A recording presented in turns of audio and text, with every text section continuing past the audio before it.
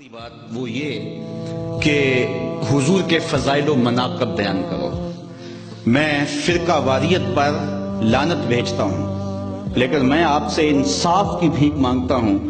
اگر یہ آپ اپنی اولاد کو یا کوئی کہے کہ نبی دیوار کے پیچھے نہیں جانتا تو مجھے بتاؤ کہ کیا اولاد آج نہیں تو کل پوچھے گی نہیں کہ آج جدید ٹیکنالوجی کے ذریعے سے پہاڑوں کی رگوں میں سونا کہاں پایا جاتا ہے یہ بھی دیکھا جا سکتا ہے، زمین کی تہوں میں تیل کہاں ہے یہ دیکھا جا سکتا ہے، اور نبی دیوار کے پیچھے بھی نہیں جانتا؟ سائنس آگے چلی گئی، نبی بہت پیچھے رہ گیا۔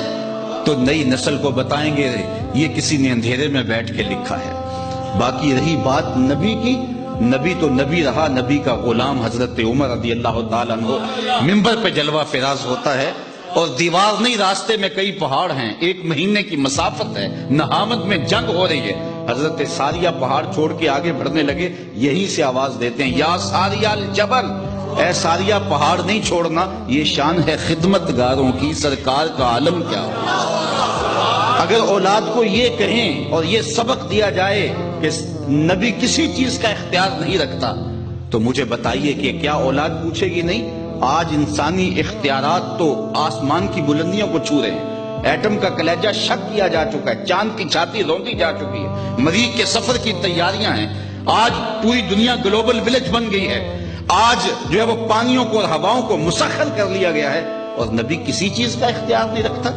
تو اپنی اولاد کو بتانا ہوگا نبی کے اختیار کی بات پوچھو، نبی انگلی اٹھائے چاند کے ٹکڑے ہو جائیں، سورج پلٹ کے اثر کے وقت پہ آ جائے، اور سڑیاں کھجوراں اگا جاندہ ہے، اور پتھراں نو کلمے پڑھا جاندہ، قطرے کو سمندر ذرے کو ستارہ کرتے ہیں، کونین کو خم آ جاتا ہے جب زلف سوارا کرتے ہیں۔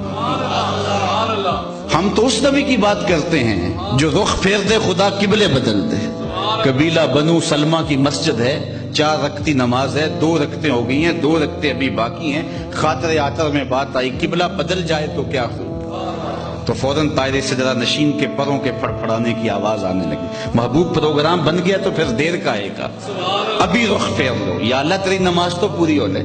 ہم نے نماز کا وقت بدلنا ہو تو 1 دن پہلے بتاتے ہیں، کل سے نماز ظہر اتنے بجے ہوگی، یہاں تو قبلہ بدلنا تھا، ایک نماز ہی پہلے بتا دیا جاتا، کہا نہیں محبوب ابھی رخ پھیر لے، یا اللہ تیری نماز تو پوری ہو لے، کہا میری نماز بعد میں پوری ہوگی، پہلے تیری مرضی پوری ہو۔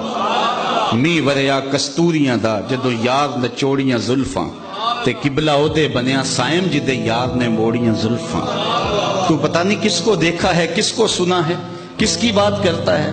اللہ اکبر، ہمارے بزرگ فرمایا کرتے تھے تو نے حلیمہ کی بکریوں کے پیچھے پیچھے دیکھا ہے، سدرہ پر جبریل کے آگے آگے نہیں دیکھا۔